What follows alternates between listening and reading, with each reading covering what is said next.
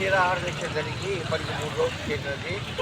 అనసూయమ్మకు ఎలాంటి తన భర్త డెత్ బెనిఫిట్స్ కానీ తన భర్త ఉద్యోగం కానీ యువని పక్షమైన ఈవో గారు మేము ఆర్సీపీ తరఫున ఉద్యమాలు ఇలాగే కొనసాగిస్తామని మేము హెచ్చరిస్తున్నాం. ఓకే, ఈరోజు నిరాహార దీక్షలు స్టార్ట్ చేసి 3వ రోజుకు చేరాయి.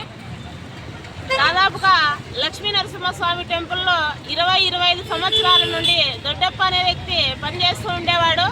అతను అనారోగ్య కారణంగా చనిపోవడం జరిగింది. అతని భార్య అనసూయమ్మకు ఉద్యోగం ఇవ్వాలని చెప్పి ఈవో గారిని అడగడం జరిగింది. అయితే ఒక 6 నెలలు నువ్వు పని చేయమ్మా, తర్వాత నీ భర్త ఉద్యోగం నీకు ఇస్తామని చెప్పి ఈవో గారు పనికి రమ్మడం జరిగింది. డైలీ లేబర్ కింద తన దగ్గర పని చేయించుకొని 6 నెలలు సంవత్సరం గడుస్తున్నా ఉద్యోగం ఇవ్వలేదని చెప్పి అడగడంతో నువ్వు 2 లక్షల రూపాయల డబ్బులు ఇస్తేనే మేము నీకు ఉద్యోగం ఇస్తామని చెప్పి చెప్పడం జరిగింది. అతనే కాదు, ఈ మేస్త్రి అనే అంజి స్వామి, నాగరాజు స్వామి అనే వ్యక్తి, వీళ్ళందరూ కూడా 2 లక్షల రూపాయలు డబ్బులు డిమాండ్ చేయడం జరిగింది.